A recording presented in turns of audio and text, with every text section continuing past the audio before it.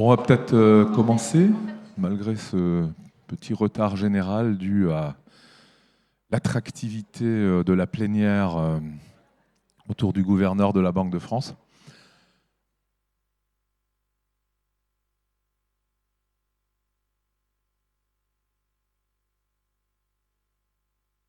Bon, bonjour à toutes et à tous, moi je suis Hugues Mély, je suis le PDG de Niji et partenaire du FEB, à l'organisation duquel j'avais proposé qu'on organise cette table ronde autour des ETI, des entreprises de taille intermédiaire, et en particulier du club des ETI de Bretagne, à la création duquel j'ai participé sous la houlette de Caroline Lebranchu, la présidente de la Belle-Illoise, qui en a pris la présidence de ce club.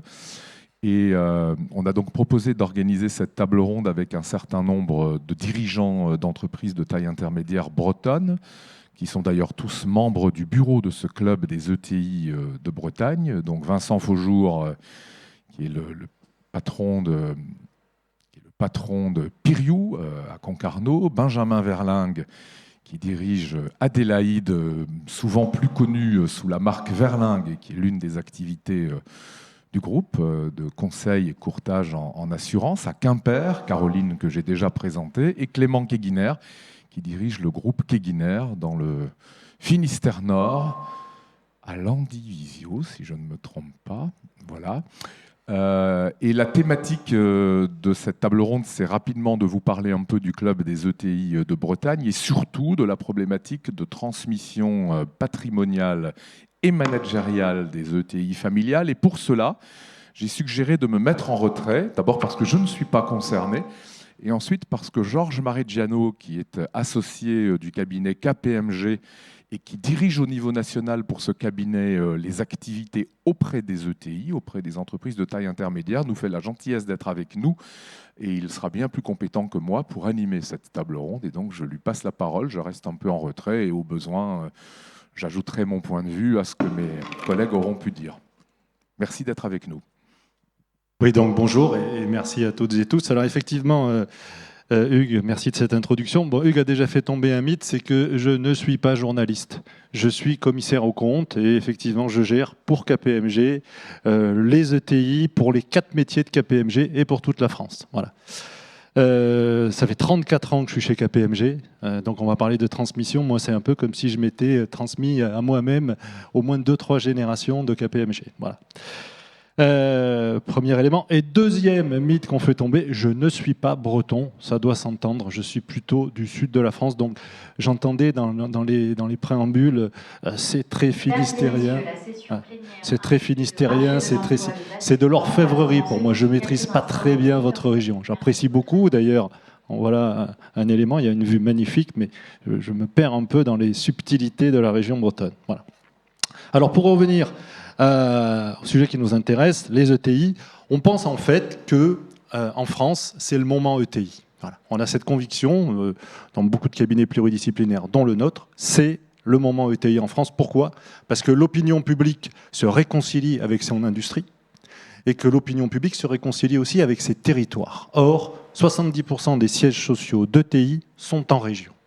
Donc, on pense que c'est le bon moment pour les ETI. Deuxième point, il y a beaucoup de solutions nationales et internationales qui se trouvent, qui sont initiées au niveau local, des solutions d'avenir. Et donc, rebelote, les territoires... Le Grand Plateau, économie maritime. Est-ce qu'on est Grand Plateau ? Je ne sais pas.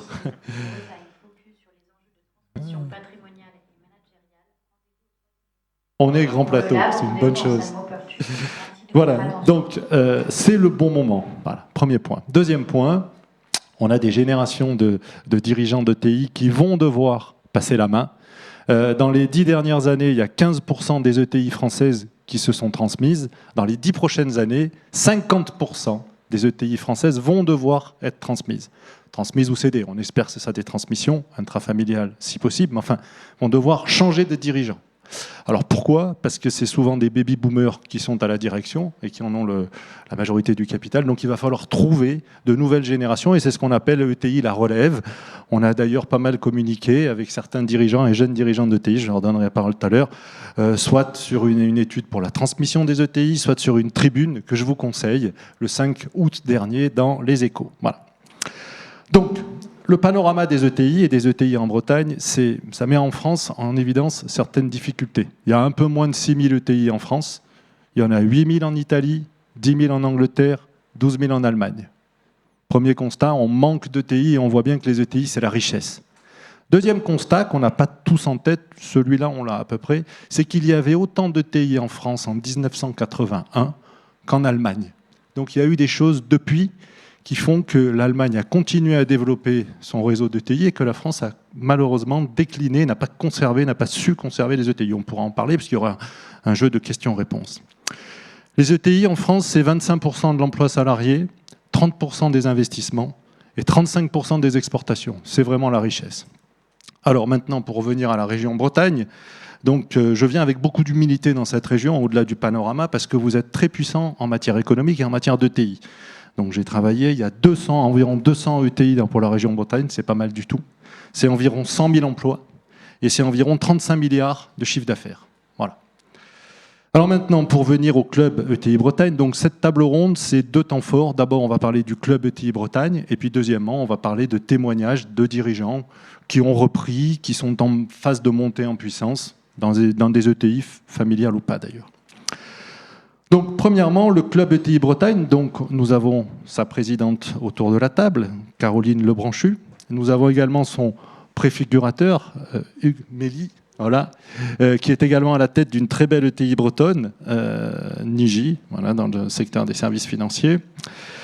Et deuxième pan de la table ronde, on va parler de transmission d'ETI avec cette bivision entre la transmission patrimoniale et juridique et puis la transmission managériale. C'est pas toujours facile. Voilà. Alors, le club ETI Bretagne, on a 8 clubs ETI en France. Donc, Hugues, pour commencer là-dessus, sur notre premier volet, en fait, pourquoi un club ETI en Bretagne ? Vous pouvez répondre d'ailleurs, Caroline et Hugues, ensemble. Pourquoi un club ETI pour la région Bretagne ? Alors que je viens de dire, vous marchez très bien, ainsi de suite. Je vous en prie. Je vais laisser Caroline, notre présidente, répondre à cette question. Bon, déjà, bonjour à toutes et à tous. Alors, pourquoi un club ETI en Bretagne ? Sans doute parce que vous l'avez dit tout à l'heure, il y a le moment ETI. Les ETI sont des entreprises qui sont très souvent méconnues en France, mais en particulier en Bretagne, qui se rassemblent peu entre elles, parce qu'il n'y a pas vraiment de dispositif on va dire, d'assemblée qui existe autour de cette taille d'entreprise. Or, on pense que nos entreprises ont vraiment matière à grandir par la force collective. C'est-à-dire que le fait d'être ensemble, rassembler nous permet de partager des bonnes pratiques. On va parler de transmission, par exemple, on a beaucoup à dire là-dessus. Et si on se retourne sur notre environnement très proche, on ne connaît pas forcément l'ETI voisine, on va plus connaître les entreprises PME qui sont autour de nous, mais qui ne partagent pas forcément les mêmes problématiques et qui n'apportent pas les mêmes réponses que celles qu'on doit nous apporter. Donc on a ressenti ce besoin de se rassembler, et notre ambition, elle est claire, c'est d'œuvrer pour la croissance de nos ETI en Bretagne. Donc on a un certain nombre d'objectifs. Je viens de le dire, c'est vraiment le partage de bonnes pratiques, parce que œuvrer, c'est déjà partager. Un tel ou une telle fait ça, apporte déjà des réponses. On a un tour à gagner à en prendre connaissance et à s'en inspirer. Mais c'est aussi mener des actions concrètes autour de sujets qui nous sont chers, comme le recrutement, comme les infrastructures, comme la transmission, comme la transition énergétique, et d'autres sujets. Mais sur tous ces sujets, on a des réponses communes à apporter, des actions communes à mener. Et puis, ensemble aussi, enfin, on aimerait œuvrer ou contribuer aux décisions politiques ou économiques qui seront prises sur le territoire. Est-ce que les ETI sont entendus aujourd'hui quand sont mis en place des dispositifs économiques ? Pas forcément, parce qu'il n'y a pas un point de contact unique. Jusqu'à aujourd'hui, il n'y avait pas de point de contact unique. Donc autant on va aller voir une grande entreprise, on la connaît, on l'identifie, autant dans ces 200 ETI, à qui parle-t-on ?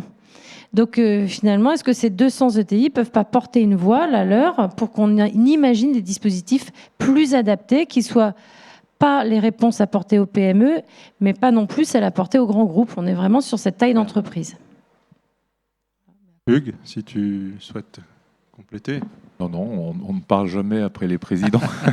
Non, Il n'y a que des présidents ici, donc. Juste pour dire qu'au-delà de l'existence de ce club donc, récente en Bretagne, comme tu l'as très bien dit, il y a d'autres clubs ETI dans d'autres régions de France et on peut raisonnablement penser qu'à relativement court terme, toutes les régions auront leur club ETI. Et donc il y a aussi cette connexion facilitée entre clubs ETI. Et d'ailleurs, tous les clubs ETI de région se sont réunis fin juin à Strasbourg à l'invitation du club ETI Grand Est, ce qui permet d'avoir une force collective encore plus importante et un terrain de jeu pour partager et faire grandir des solutions encore beaucoup plus larges, quoi. On était 80 dirigeants d'ETI, membres de bureaux de clubs ETI régionaux à se retrouver durant une journée et demie à Strasbourg, et Benjamin en était également. Et c'est très puissant. Voilà. Donc il faut aussi voir l'intérêt de ce club au niveau régional comme une passerelle vers d'autres ETI régionales auxquelles on n'aurait pas individuellement facilement accès si finalement il n'y avait pas ce collectif qui se soit créé préalablement. Très bien, ouais, bon, effectivement, c'est tout ce qui permet de partager les bonnes pratiques, de partager des soucis, des interrogations aussi. Je vous entendais discuter sur l'augmentation du coût de l'énergie dans vos diverses industries. Voilà, donc, premier chapitre, assez simple, ça nous permet de rattraper un peu de temps. C'est le club ETI, il a été créé de mémoire en mars 2022. Il ne fait que se développer. Donc, alors, j'en profite, oui, il a été créé effectivement en mars 2022, créé autour de 13 entreprises ETI fondatrices. Et pour l'instant, on n'avait pas capacité réellement à mener des actions concrètes et à dérouler un plan d'action, puisque on n'était pas, entre guillemets, équipés pour le faire. Et on accueille aujourd'hui notre délégué, qui va nous permettre d'être le bras armé de ce club et de mener concrètement des actions, des interventions, rassembler les ETI, voilà. Et donc, c'est Émilie Aubry qui est dans la salle. Ouais, si Émilie... et qui sera notre bras armé. Au moins, lever la main. Voilà, très bien. Bon, parfait. Bienvenue dans ce beau club. Alors, deuxième volet de la table ronde, qui est un peu le fonds de commerce, le cœur de cette table ronde, la transmission patrimoniale et managériale des ETI. Voilà. Alors, plusieurs constats déjà pour lancer un peu le débat. On a fait une étude l'an passé avec le METI qui partait d'un constat simple, c'est que seulement 17% en France des ETI réussissaient leur transmission intrafamiliale. C'est faible. Ça peut expliquer pourquoi il y en a moins que dans d'autres pays comparables. Alors que c'est 2/3 en Allemagne et 80% en Italie. Voilà, premier constat. Donc on a essayé de savoir, on a interrogé des dirigeants, ils vous donneront leur point. Et en fait, on voit bien qu'il y a des enjeux de transmission patrimoniale, de transmission fiscale, on pourra parler de pacte Dutreil, et de transmission managériale, de préparer, d'anticiper et de trouver un équilibre. Voilà. Ça nécessite de l'anticipation, de la préparation, vous nous parlerez de tout ça. Et puis, donc, il y a tous ces enjeux de transformation digitale, parce que les nouveaux dirigeants apportent ceci, une nouvelle vision, plus d'international. Peut-être que Benjamin, tu pourras nous parler de ça, plus de digital et puis plus de transformation énergétique. Voilà. Alors, écoutez, je vais recommencer avec vous, Caroline. Voilà, donc Caroline Lebranchube, je pense qu'elle est tellement connue, donc présidente de la conserverie La Belle-Illoise. Alors, fabrication et distribution de conserves de poissons. J'ai lu que vous aviez 66 magasins en France. 90. Ah parce que je suis très déçu parce qu'il y avait marqué 66. Je sais qu'il y en a un à Marseille, il n'était pas listé. C'est pour ça que je me suis dit, c'est fou. C'était nos 90 ans, donc il fallait vraiment qu'on soit effectivement, 90 ans, plus de 50 millions d'euros de chiffre d'affaires. Oui.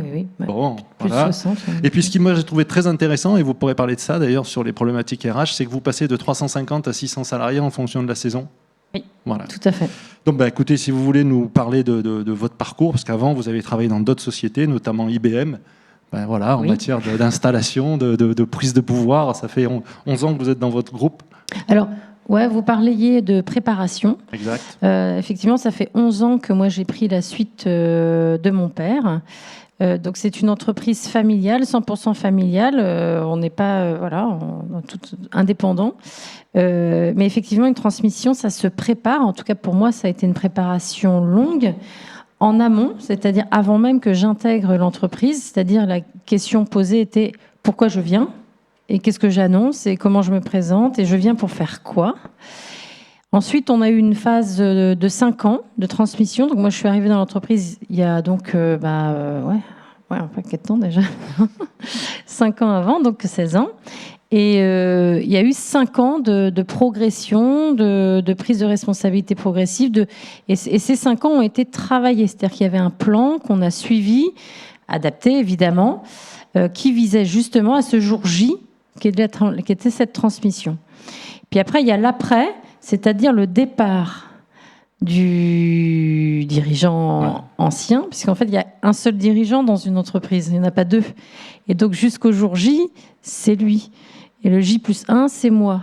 Mais s'il est toujours là, ça ne marche pas, en fait. Et donc, moi, j'ai eu cette chance d'avoir la confiance de mon père, qui est parti. Mais genre du jour au lendemain, quoi. Donc, alors du jour au lendemain, c'est encore une fois, d'où l'intérêt d'une grande préparation en amont, de beaucoup de communication avec des équipes. Alors nous, on n'est pas sur une transmission managériale, mais pour autant, les managers, les équipes sont pleinement impliquées dans ce cheminement. Voilà. Alors donc ça date un peu, ça fait déjà maintenant 11 ans. Mais je pense que la recette, en tout cas, qui s'appuie sur une préparation amont, pendant, et puis une confiance à la fin, et quelque part, alors après, qui peut peut-être marcher avec un dirigeant ex qui reste, mais voilà. En tout cas, moi, la clé de succès a été aussi son départ, en fait. Oui, alors ce que j'ai pu voir également, c'est que vous aviez un parcours avant dans diverses sociétés, notamment chez IBM, et qu'en 2006, de mémoire, vous avez intégré le groupe, vous êtes monté en puissance et vous en avez pris la présidence. C'est ça. Voilà. Qu'est-ce qui fait qu'en 2006, vous avez décidé de rejoindre le groupe ? Quel est le catalyseur ? Non, alors, oui, donc je ne voulais pas y aller, parce que voilà, j'avais fait mes études, je ne voulais pas y aller. Puis en fait, à force de travailler ailleurs, je me suis dit que finalement, je voulais y aller. Et donc, j'ai émis le souhait de vouloir faire partie de l'aventure dans les années 2000. Donc en fait, c'est moi qui ai pris rendez-vous avec mon père pour lui dire, voilà, si vous n'avez pas de plan précis, moi, ça m'intéresse. Et donc, en fait, c'est parti d'un désir, le mien. C'est jamais mon père qui a dit tiens, ce serait bien que tu viennes un jour reprendre l'entreprise. Et d'ailleurs, il n'en a jamais parlé. Ça, c'est curieux, parce que c'est vraiment... voilà. Il avait quel âge à l'époque ? Alors, quand je suis arrivée en 2006, il avait 53 ans. Oui, d'accord. Donc, voilà, il faut faire le calcul. Hein, donc, il était jeune quand même. Il était jeune, c'est sûr. Et donc, voilà. Mais il était ravi, en fait, que je me positionne. Et donc, quand je suis arrivée en 2006, j'avais déjà exprimé ce désir et il m'avait dit, quand tu es prête, tu me dis. Et donc, quand j'ai dit, effectivement, j'aimerais bien, peut-être maintenant, c'est bien. Là, on a travaillé en amont. Enfin, quand je dis maintenant, c'est-à-dire 1 an avant. Là, on a travaillé sur l'amont, c'est-à-dire qu'est-ce que j'allais y faire, etc. Voilà. Et donc, ensuite, je suis venue. Mais avec ce plan. J'avais voilà. Je ne venais pas comme ça.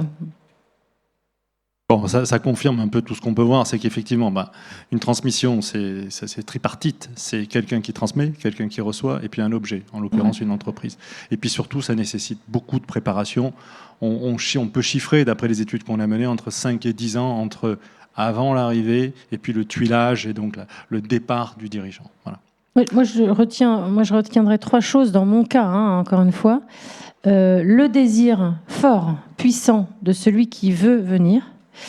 La préparation, vous l'avez dit, pour moi, on ne peut pas juste venir en touriste, même si on est très motivé, ça ne suffira jamais. Et le 3e point clé, pour moi, c'est la confiance. C'est-à-dire que celui qui cède ne doit pas se garder une sorte de chasse gardée pour rester nécessaire. Donc il faut faire une grande confiance en celui qui va prendre et qui, par définition, n'est pas comme l'autre, quoi. Exact. Alors, autre témoignage. Vincent Faujour, de l'autre côté de la table. Alors, voilà, donc vous avez plusieurs particularités par rapport aux autres personnes qui nous donnent leur témoignage. D'abord, vous êtes ingénieur, alors qu'ils sont plutôt issus de parcours école de commerce. Je suis mécanicien. Pardon ? Plutôt mécanicien. Bon, Oui. Je préfère. À l'origine, c'est vrai, j'ai lu que vous disiez je suis un mécanicien de terrain, mais enfin vous êtes ingénieur aussi. Bon.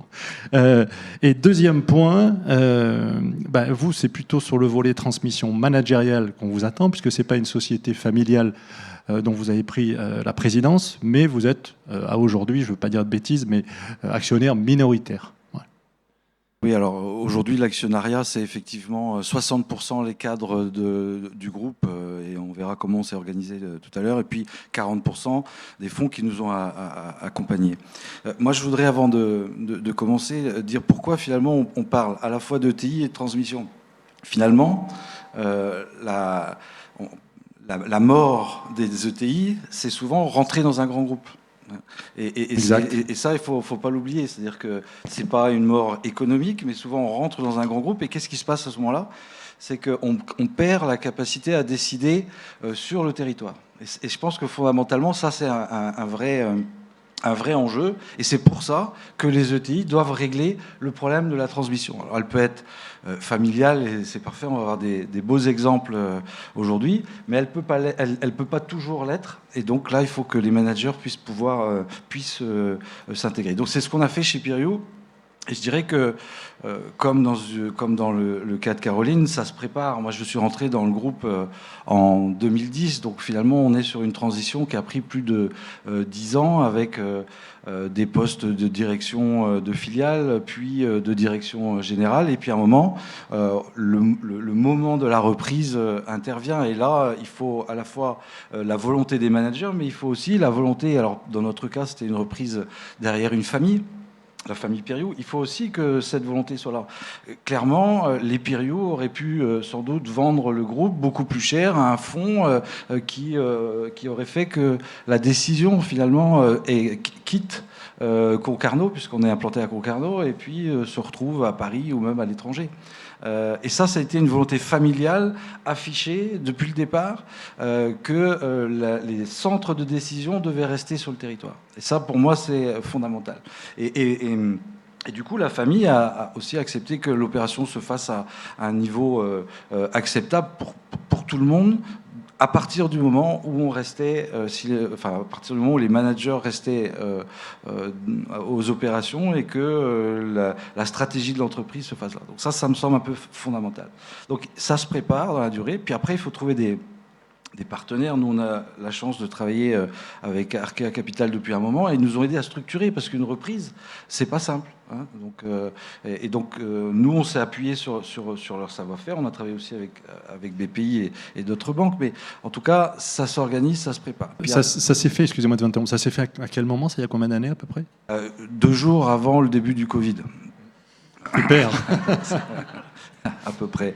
Il y en a un autre qui est marqué par le Covid autour de la table. Mais c'est parfait parce que du coup, on redémarre vraiment à zéro. Moi, je retiens de ce qu'a dit Caroline aussi, qu'à un moment, c'est une vraie transmission, et il faut aussi que la famille parte à un moment. Hein. Et avec toute l'amitié que j'ai pour Pascal Piriou, à un moment, j'ai été obligé de lui mettre un petit coup de pied aux fesses pour qu'il quitte l'entreprise.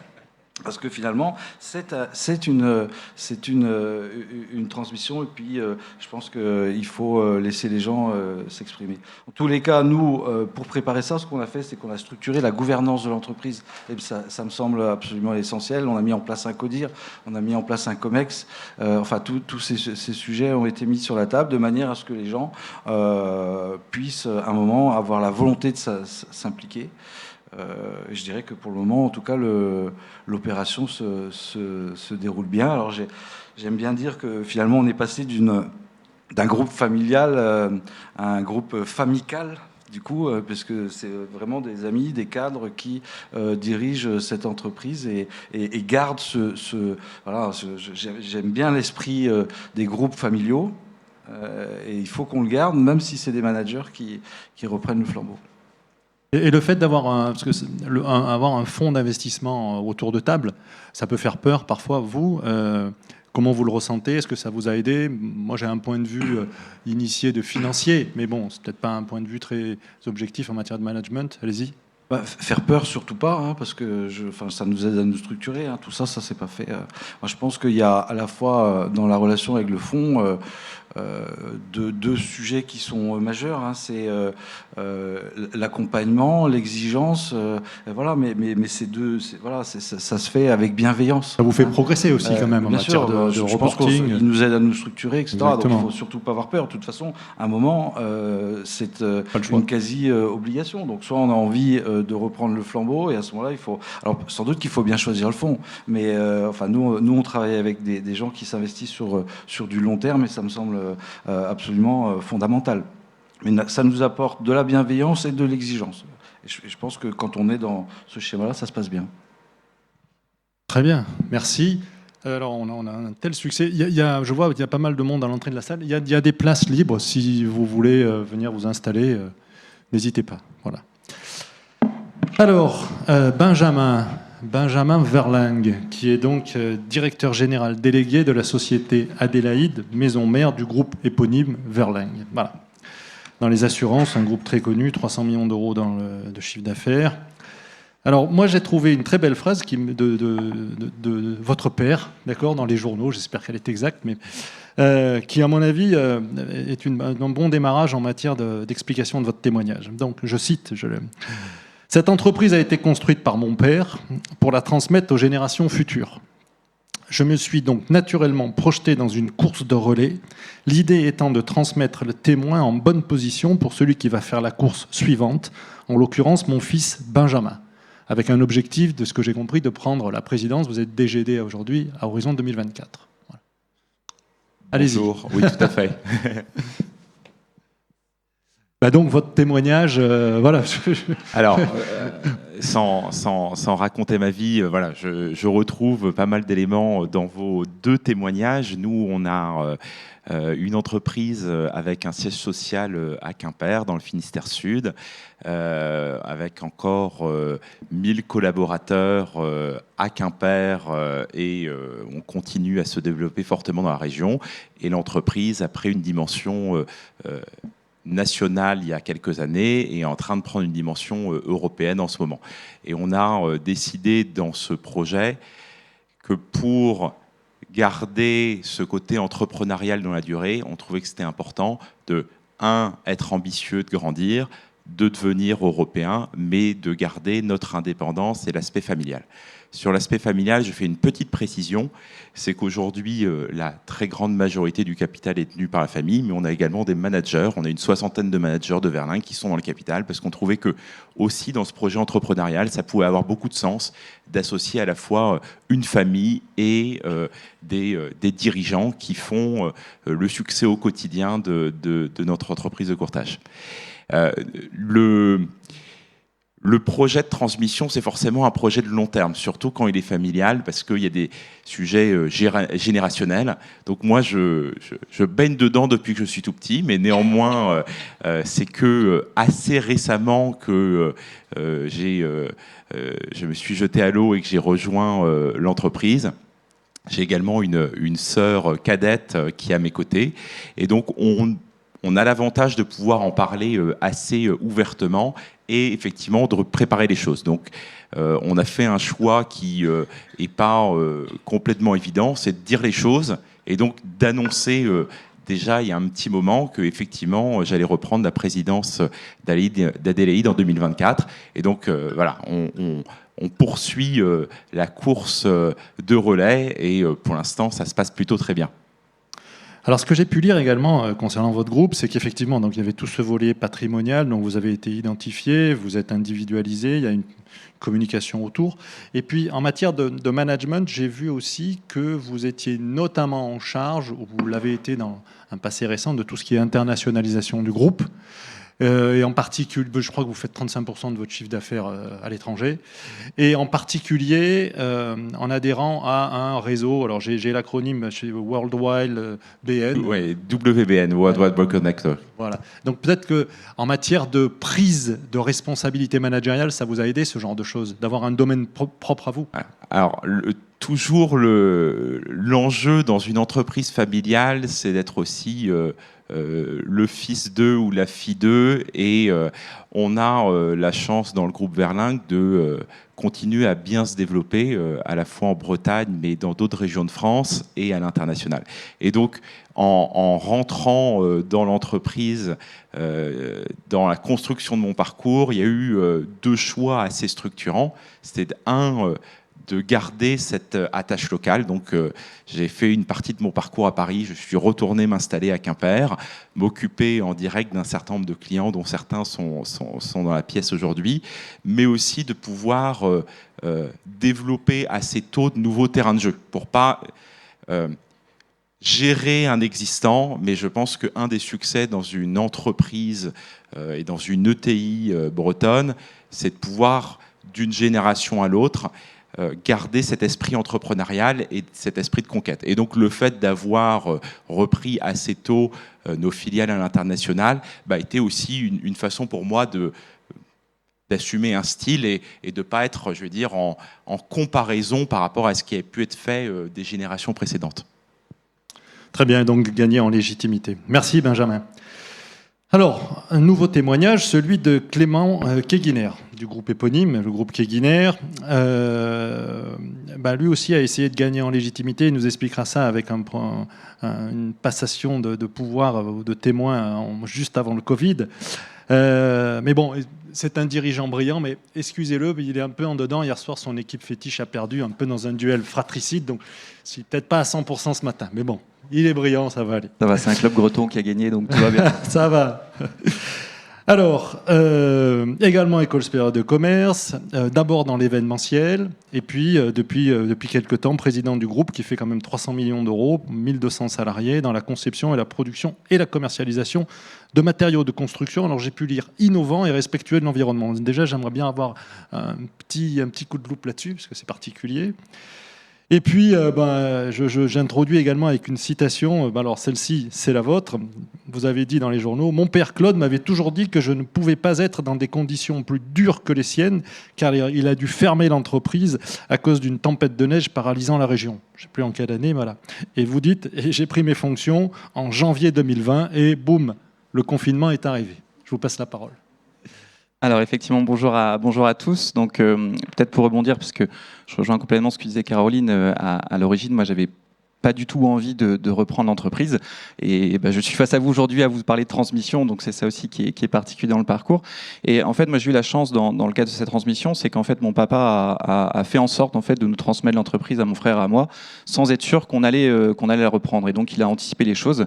Et à partir du moment où en 2016, il a commencé à nous dire à mon frère et à moi, je souhaite prendre du recul et maintenant il va falloir que vous preniez une décision. Mon frère s'est affirmé en disant qu'il ne souhaitait pas rentrer dans l'opérationnel de l'entreprise. Et puis, j'ai pris un peu de temps de réflexion et effectivement, un soir de Noël, je lui ai annoncé que je souhaitais tenter l'aventure. Donc effectivement, cette transmission s'est faite progressivement. On avait lancé, on parlait aussi d'éléments fiscaux d'entrée de jeu sur la partie Pacte Dutreil, qui est des éléments aussi importants pour nous et qui sont aussi juridiquement des points importants, parce que c'est ça aussi qui nous permet à la fois de sécuriser les choses, mais aussi de se projeter vers l'avenir, parce que c'est aussi des engagements aussi actionnariales qui sont importants. Et donc on avait lancé dès 2014, sans le savoir, en tout cas sans savoir si j'allais prendre la suite, un Pacte Dutreil. Et donc j'ai pris justement cette volonté de rentrer dans l'entreprise, de faire mon parcours et faire mes armes au sein de l'entreprise. Et donc effectivement, en 2020, j'ai pris la succession de mon papa le 1er janvier 2020. Et effectivement, c'était quelque chose de particulier, puisque le 17 mars, je suis retourné voir mon père pour lui dire que j'avais fermé l'entreprise 2 mois et demi après l'avoir prise. Donc c'était un message particulier, mais en tout cas c'était rapide. Donc, mais en tout cas l'aventure a fait que ça a continué évidemment. Mais c'est ça aussi, et ce que je vois aussi Caroline là-dessus, et c'est aussi pour ça que c'est toujours intéressant aussi de pouvoir partager avec les ETI, parce qu'on s'y retrouve aussi tous beaucoup. C'est dans ce moment de Covid, mon papa m'a dit tout de suite, écoute, en gros, tu te débrouilles, parce que justement, maintenant, c'est toi qui es parti. Et justement, j'ai eu cette chance-là aussi, parce qu'il a souhaité aussi vraiment faire en sorte que je puisse aussi imposer ma patte et faire en sorte aussi de pouvoir continuer cette aventure et faire en sorte justement que je puisse affronter ce défi du Covid. Et donc, ça a été une chance, parce que ça m'a permis aussi, avec mes équipes, de pouvoir aussi m'affirmer, de pouvoir aussi prendre le pas sur cette entreprise. Et donc, un peu, c'est vrai, le point que je dis souvent, c'est aujourd'hui, dans l'aventure que je vis aujourd'hui, j'ai quelque part deux responsabilités. C'est à la fois cet héritage, qui est un héritage d'entreprise, mais qui est un héritage aussi d'histoire, parce qu'une entreprise comme la nôtre, qui a été créée en 48 par mon grand-père, troisième génération, c'est aussi toute une histoire, c'est des salariés qui tournent autour de ça, et donc aussi dans cette volonté aussi d'être en local, d'être sur le territoire, comme disait Vincent. Nous, sur les 1200 salariés, il y en a 400 qui sont à Landivisio, en Nord-Finistère, et donc aussi de pouvoir transmettre, c'est pérenniser aussi ces emplois sur des secteurs particuliers, sur des régions qui font en sorte aussi de pouvoir avoir ces emplois toujours ici. Donc c'est de conserver cet héritage, conserver cette histoire, et puis aussi de continuer l'aventure avec ma patte, avec aussi une vision différente. Et donc, dans cette transmission, c'est ça aussi qui est essentiel, c'est aussi pouvoir les choses loin vers l'avenir. Alors, c'est ça qui m'intéresse. Enfin, il y a 2 points qui m'intéressent. J'ai 2 petites questions pour vous. La première, c'est que vous avez dit dans la presse, et puis comme on a échangé ensemble, vous l'avez confirmé, vous dites « Mon père a toujours son bureau dans l'entreprise ». Peut-être plus aujourd'hui, mais vous dites il l'a toujours. Mais ce qu'il y a de bien, c'est que quand je suis arrivé, j'ai mis en œuvre un projet d'entreprise ou un projet de groupe qui s'appelait CAP 2023. Bon, avec le Covid, j'ai compris qu'il s'appelait CAP 2025 maintenant. Donc, comment est-ce que vous organisez avec un père qui est encore présent ou très présent ? Première question. Alors l'article n'est pas actualisé puisque j'ai pris son bureau depuis quelques temps maintenant. Mais en tout cas, oui, effectivement, il avait son bureau encore un moment. Alors aujourd'hui, mon papa est toujours à mes côtés. Il fait partie du comité stratégique de l'entreprise et en fait, il s'occupe de toute notre partie immobilière. Mais voilà, il est à mes côtés. J'ai surtout son numéro de téléphone qui s'affiche souvent et je me permets de l'appeler aussi régulièrement. Vous décrochez toujours évidemment. Au contraire. Non, c'est une chance. Au contraire, je pense que c'est une chance à la fois d'avoir une famille qui justement laisse les rênes, qui donne confiance et qui fait en sorte justement qu'on puisse aussi s'affirmer au sein de cette aventure familiale. Mais c'est aussi une chance d'avoir un père qui puisse aussi donner son avis, donner aussi son ressenti sur les choses. Et ça permet aussi de toujours savoir cette vision. Donc il faut avoir les cartes en main, il faut être libre de ses actions. Mais c'est aussi une vraie opportunité, une vraie chance d'avoir aussi un regard extérieur toujours. Je suis persuadé. Bon. Et puis deuxième petite particularité, et peut-être ça permettra d'ouvrir sur d'éventuelles questions. Vous m'en avez parlé, donc je pense que je ne trahis pas de secret. Vous avez fait 2 pactes du trail. Vous en avez fait un premier, donc en 2014, vous l'avez dit, avec votre frère et puis vos parents. Et vous en avez fait un second, plus récemment, où il y a des répartitions avec votre frère qui ne montera pas dans le groupe, où vous êtes plus en prise sur l'exploitation, je vais dire, et lui plus en prise sur le patrimoine immobilier. Peut-être vous pouvez donner ça, parce que c'est un petit témoignage là-dessus, parce que je pense que c'est intéressant pour le public. Alors effectivement, on a fait 2 packs du trail successifs. En fait, au sein de l'entreprise, on a 2 entités distinctes. On a une société immobilière et une société d'exploitation. Et en fait, en 2014, comme effectivement ni mon frère ni moi n'étions affirmés sur ce projet, mon papa nous avait transmis à part égale 20% chacun tant de la société immobilière que de la société d'exploitation. Et donc aujourd'hui, dans cette vision justement de pouvoir avoir les rênes, de pouvoir aussi prendre mes décisions, aujourd'hui, on a fait une distinction dans la suite de cette transmission. Donc l'ensemble des parts ont été transmis à mon frère et à moi. Et donc moi j'ai récupéré en fonction des valorisations de ces 2 structures 60% de la société d'exploitation, ce qui me permet aujourd'hui d'être libre de mes décisions au sein de la structure groupe Keguiner. Et mon frère, pour respecter aussi des équilibres financiers et des équilibres aussi fiscaux, a récupéré donc 62% de la société immobilière. Et donc ça a permis de respecter les équilibres familiaux, financiers, mais ça a permis aussi quelque part de respecter aussi l'organisation qu'on a voulu, parce qu'on a voulu effectivement une organisation en échange avec mon frère, et c'est aussi des moments familiaux importants de pouvoir aussi partager ça pour qu'on construise ensemble en famille comment on veut faire les choses, de respecter aussi cette organisation, à savoir le fait que je souhaitais vraiment m'impliquer dans l'opérationnel et avoir les cartes en main pour la suite de l'aventure. Oui, puisque vous me disiez, lorsqu'on a préparé cette réunion, vous me disiez que justement ça vous laissait, comme vous êtes en train de l'expliquer, les perspectives d'avenir pour vous qui êtes en charge de l'exploitation, mais aussi vous avez insisté sur le fait d'avoir des valorisations objectives au jour où, pour qu'il n'y ait pas de discussion ou de difficulté un jour avec votre frère, comme on peut le voir dans certains groupes. Voilà ce qu'on souhaitait vous dire. Alors, Hugues, tu nous avais assigné de respecter le timing, tu vois, on a fait presque juste. Voilà. Oui, je crois qu'il nous reste même encore un peu de temps, compte tenu tant mieux. Donc, de l'heure temps à pour laquelle on a que démarré. tu nous donnes peut-être aussi certains éléments, Oui, moi, et puis qu'on prenne des questions. Oui, volontiers. Comme je l'avais dit en introduction, pour celles et ceux qui sont arrivés, j'ai organisé cette table ronde dans le cadre du club des ETI de Bretagne, mais je ne suis pas à proprement parler concerné, au sens où l'ETI que j'ai créé il n'y a que 20 ans et que je dirige, Niji, n'est pas à proprement parler familiale. Et je sais d'ailleurs d'emblée qu'elle ne sera pas familialement transmise. Et n'ayant pas encore révélé comment j'en organiserai la transmission, je ne vais pas en parler, mais c'est préparé également. Ce sera pour une prochaine table ronde. Moi, je voudrais rebondir sur 2 ou 3 points qui ont été ici et là cités et qui ne caractérisent finalement pas la majorité des ETI familiales qui sont ici représentées. C'est l'arrivée potentielle de fonds de capital d'investissement dans des moments cruciaux qui sont justement ces moments de transmission. Ce que j'observe moi, à la fois parce que j'ai plusieurs mandats d'administrateur dans des ETI de la région Grand Ouest depuis souvent très longtemps et que je vis finalement de très près ces choses-là, mais aussi parce que dans mon métier de conseil, non pas financier comme tu le disais Georges par erreur tout à l'heure, mais d'accompagnement à la transformation numérique, je vois beaucoup de dirigeants d'ETI, c'est que l'arrivée d'un fonds de capital investissement est quelque chose de positif et quelque chose d'extrêmement positif en matière d'aide à la structuration de la gouvernance, en matière d'aide à la structuration des réflexions et souvent en matière d'ouverture vers le monde extérieur et en particulier d'aide des dirigeants aux questionnements fondamentaux sur les transitions dont on parle beaucoup ici à l'occasion de ce FEB, transition numérique, ce qui me concerne au premier plan. Ce sont souvent les fonds de capital investissement qui accompagnent, d'ailleurs majoritairement de façon minoritaire, pardon de le dire comme ça, en tout cas le plus souvent de façon minoritaire, les dirigeants, qui emmènent un peu ces dirigeants vers un questionnement franc autour de ces sujets de transition numérique. Et c'est un peu bras dessous, si je puis dire, les dirigeants et ces fonds qui viennent nous interroger sur ce qui peut être fait. C'est souvent l'étincelle, finalement, dans la prise de conscience du fait que ces transitions sont importantes. Et je n'ai rien à vendre à cet endroit. Deuxième point, c'est souvent à l'occasion de ces transmissions qu'on fait évoluer la gouvernance des entreprises et qu'on ouvre cette gouvernance vers des acteurs qui ne sont pas nécessairement des membres de la famille, qui ne sont pas nécessairement des cadres de l'entreprise, qui sont des gens de l'extérieur, qui vont apporter leur retour d'expérience, qui vont apporter leur point de vue, qui vont apporter du temps. Et ça peut se faire de plein de façons, c'est-à-dire avec des engagements et des responsabilités au sens liability dans la langue de Shakespeare, qui sont différentes. Ça peut être des conseils stratégiques, je dirais, très détachés de la forme juridique de la gouvernance. Ça peut être de vrais mandats d'administrateurs dans des sociétés anonymes à conseil d'administration avec de vraies responsabilités légales.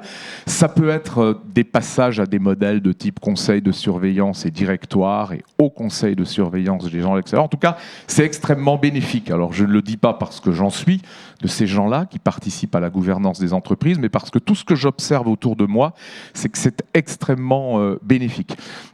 Et puis, le troisième point, c'était de vous dire, pour revenir un instant sur le club des ETI de Bretagne, que vous avez là 5 dirigeants d'ETI bretonnes, tous membres du bureau du club ETI de Bretagne, et que vous voyez finalement d'emblée la facilité avec laquelle on s'exprime, la facilité avec laquelle on rebondit l'un sur ce que l'autre a pu dire. C'est dire qu'on se connaît déjà très bien, qu'on est déjà beaucoup en synergie et que ce club, par conséquent, n'attend qu'une chose, c'est de s'élargir. Donc si parmi vous, et je sais qu'il y en a, il y a des dirigeants d'ETI bretonnes, n'hésitez pas à venir nous voir après la table ronde. Voilà. Y a-t-il des questions? Georges, je te repasse la main pour la suite de l'animation. Et la fin. Y a-t-il des questions, justement? Alors, monsieur, je vous en prie.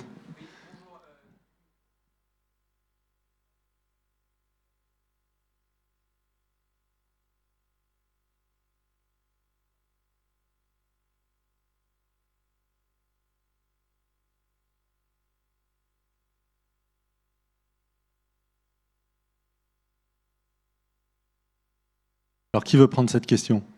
Moi, j'ai... Moi, je ne suis pas dans les jeunes générations qui sont là.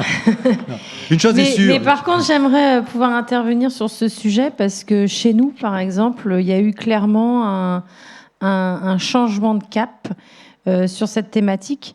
Non pas qu'on s'en fichait avant, hein, je pense qu'on faisait même les choses bien historiquement, par valeur, par typologie de métier aussi.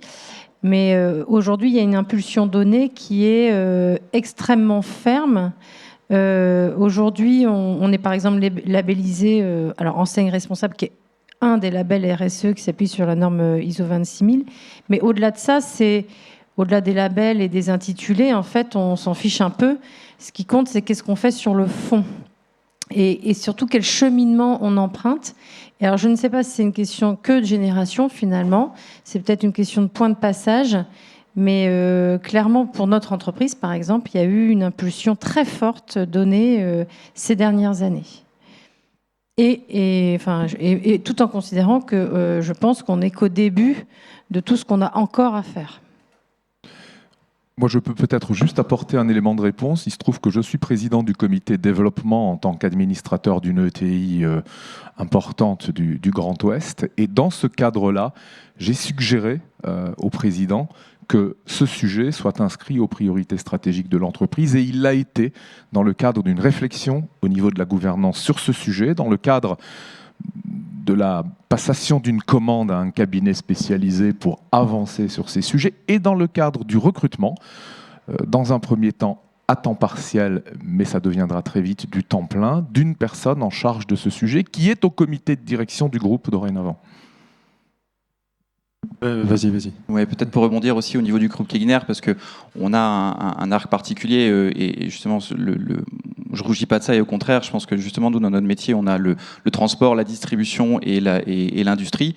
On est producteur de béton, alors on ne va pas se le cacher, le béton, ça produit du CO2, on transporte des matériaux de construction avec des camions qui sont au gasoil, et on est distributeur de matériaux de construction qui produisent des déchets aussi dans le cadre de la construction. Donc on a toutes les facettes, mais moi je pense que c'est une chance, parce que justement c'est une chance aussi pour moi, dans ce virage que je fais au niveau d'entreprise aussi, de pouvoir voir aussi les choses différemment.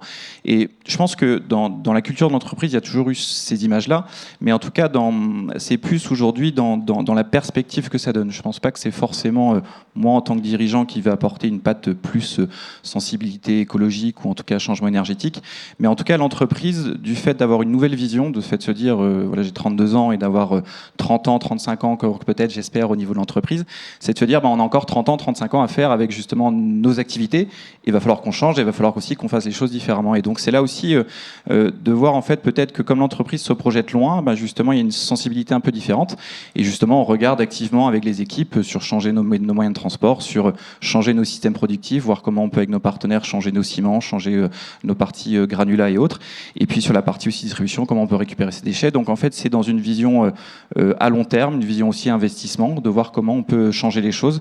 Et donc je pense que c'est pas en tant que dirigeant, mais c'est vraiment par contre cette chance d'apporter une nouvelle perspective, parce qu'on s'inscrit plus dans la durée.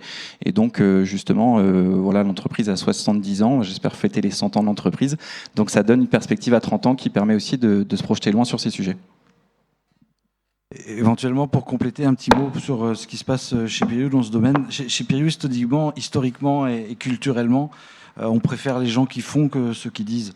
Et je pense qu'il y a beaucoup de gens dans ce domaine là, qui donnent des leçons. Nous, on préfère faire. Et donc, c'est sur nos produits qu'on veut faire évoluer les choses. On travaille beaucoup sur la décarbonation de la propulsion des navires. On va en 2022 faire plus de 10% de notre chiffre d'affaires sur des bateaux décarbonés. On va continuer à le faire. Mais c'est vrai qu'il y a quand même dans le domaine beaucoup de donneurs de leçons. Et je pense que la réalité, en fait, elle est pas liée. Elle est liée aux convictions propres qu'on peut avoir. Il y a trop de greenwashing à mon avis.